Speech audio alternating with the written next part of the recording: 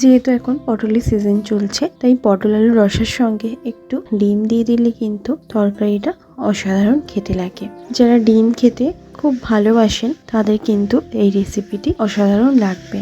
আর একঘেয়েমো আলু পটলের তরকারি খেতে খেতে যখন আর ভালো লাগে না, তখন কিন্তু এই রেসিপিটি অবশ্যই একবার ট্রাই করে দেখতে পারেন। মুখের স্বাদ কিন্তু একেবারেই বদলে যাবে। আর গরম গরম ভাতের সঙ্গে যতটা ভালো লাগে, রাতের বেলায় রুটি পরোটার সঙ্গেও কিন্তু খেতে দুর্দান্ত লাগে। আর এই রেসিপিটি থাকলে কিন্তু পুরো ভাতটাই এই দিয়েই কিন্তু খাওয়া হয়ে যাবে, আর কিছুই প্রয়োজন হবে না। নমস্কার বন্ধুরা, অনুশ্রী রান্নাঘরে আপনাদের সবাইকে স্বাগত। রেসিপিটি তৈরি করার জন্য আমি এখানে 250 গ্রাম পরিমাণে নিয়েছি পটল, নিয়েছি 2টো মিডিয়াম সাইজের আলু, আর নিয়েছি 4টে সেদ্ধ করে রাখা ডিম। ডিমগুলোর খোলা ছাড়িয়ে নিয়েছি, আলুগুলোরও খোলা ছাড়িয়ে ডুমো ডুমো করে কেটে নিয়েছি, আর পটলগুলো এরমভাবে আমি কেটে নিয়েছি। এরপর গ্যাস অন করে একটা কড়া বসিয়ে দিলাম, তার মধ্যে দিয়ে দিচ্ছি পরিমাণ মতন সর্ষের তেল। তেলটাকে ভালো করে প্রথমে একটু গরম করে নেব, তারপর সেদ্ধ করে রাখা ডিমগুলোকে তেলের মধ্যে দিয়ে দেব, দিয়ে হালকা করে একটুখানি ভেজে নেব। ডিমগুলো ভেজে তুলে নিলাম তেল থেকে। এরপর ওই তেলেতে দিয়ে দেব আলু। এখানে আলু পটলের পরিমাণ আর ডিমের পরিমাণটা কিন্তু আপনারা আপনাদের প্রয়োজন মতন বাড়িয়ে বা কমিয়ে নিতে পারেন। আলুগুলোকে এরকম একটু লাল লাল করে ভেজে নিচ্ছি। আলুগুলোকে এবার তেল থেকে তুলে নিলাম।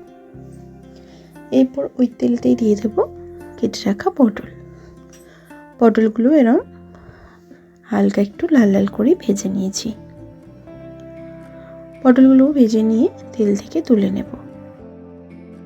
এরপর কড়াতে দিয়ে দিচ্ছি আর একটুখানি পরিমাণে সর্ষের তেল। তেলটা গরম হয়ে গেলে দিয়ে দেবো ফোড়নে 1/2 চামচ পরিমাণে গোটা জিরে। তেলের পরিমাণটা যদি বেশি মনে হয় আপনাদের, তেলের পরিমাণটা কিন্তু আপনারা এখানে কমিয়ে নিতে পারেন। ফোড়নটা ভাজা হয়ে গেলে দিয়ে দেবো সামান্য একটুখানি হিং। হিংটাও একটু ফোড়নের সঙ্গে ভেজে নিলাম। এরপর একটা মিডিয়াম সাইজের পেঁয়াজ আমি চপিং করে এখানে দিয়ে দিলাম। পেঁয়াজটাকে দিয়ে 2 মিনিট আমি একটু ভেজে নেব। পেঁয়াজটা একটু ভাজা হয়ে যাওয়ার পর একটা মিডিয়াম সাইজের পেঁয়াজ বাটা আমি এখানে দিয়ে দিচ্ছি, দিয়ে ভালো করে এবার কষিয়ে নেব। পেঁয়াজ বাটাটাকে দিয়ে ভালো করে কষিয়ে নিয়ে দিয়ে দিলাম 1 চামচ পরিমাণে আদা রসুন বাটা। এবার আদা রসুন বাটাটাকে দিয়েও ভালো করে কষিয়ে নেব, যাতে আদা রসুনের কাঁচা গন্ধটা কেটে যায়।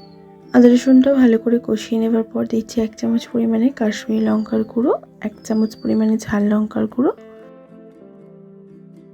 1/2 চামচ পরিমাণে দিলাম জিরের গুঁড়ো, আর 1 চামচ পরিমাণে দিচ্ছি ধনের গুঁড়ো, আর দিচ্ছি 1/2 চামচ পরিমাণে হলুদের গুঁড়ো। দিয়ে দিচ্ছি স্বাদ মতো নুন। এখানে ঝাল নুনটা কিন্তু নিজেদের টেস্ট অনুযায়ী দেবেন। এবার লো ফ্লেমে আমি এগুলোকে দিয়ে কষিয়ে নেব। যেহেতু গুঁড়ো মশলা দিয়েছি, তাই ফ্লেমটাকে আমি হাই করলাম না, লো ফ্লেমে আমি এবার কষিয়ে নিচ্ছি।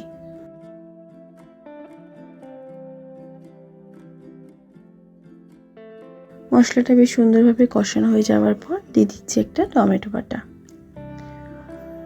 আর সামান্য একটুখানি মিক্সিং জারটাকে ধুয়ে জল দিয়ে দিলাম।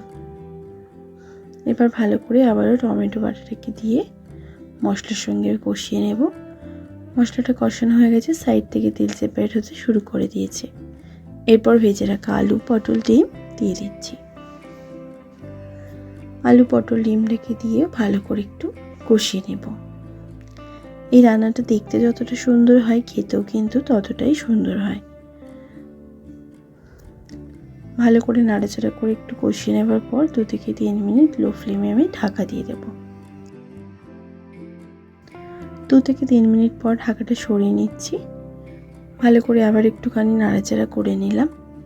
এরপর আমি এখানে দিচ্ছি 1/2 কাপ পরিমাণে জল। গ্রেভিটা আমি বেশি এখানে করব না, তাই জলটা খুব বেশি দিলাম না। আপনারা যদি একটু গ্রেভি খেতে চান, এখানে জলটা একটু দেবেন।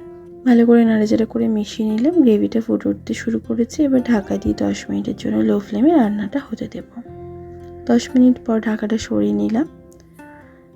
দেব 1/4 চামচ গরম মশলার গুঁড়ো, আর দিচ্ছি একটুখানি ধনেপাতা কুচি। ভালো করে ধনেপাতা কুচিয়ে গরম মশলা গুঁড়োটাকে দিয়ে নাড়াচাড়া করে মিশিয়ে নেব। সব শেষে দিচ্ছি 1 চামচ পরিমাণে ঘি। ঘিটা পুরোপুরি অপশনাল, আপনারা না দিতে চাইলে ঘিটা নাও দিতে পারেন। ঘিটাকে দিয়ে ভালো করে নাড়াচাড়া করে মিশিয়ে নিলাম। দারুণ সুন্দর একটা গন্ধ বেরোতে শুরু করেছে। এরপর গ্যাসের ফ্লেম বন্ধ করে আমি এটা সার্ভ করে নেব। এই আলু পটল ডিমের এই রেসিপিটি কিন্তু গরম গরম ভাতের সাথে দুর্দান্ত খেতে লাগে, রুটি পরোটার সঙ্গেও কিন্তু খেতে ভালো লাগে। অবশ্যই আপনারা এই রেসিপিটি বাড়িতে একবার ট্রাই করে দেখবেন, আশা করছি আপনাদের ভালো লাগবে। ভালো লাগলে লাইক শেয়ার করতে ভুলবেন না, কমেন্ট বক্সে কমেন্ট করে জানাতে ভুলবেন না রেসিপিটি কেমন লাগলো। ভালো থাকবেন, সুস্থ থাকবেন, ধন্যবাদ।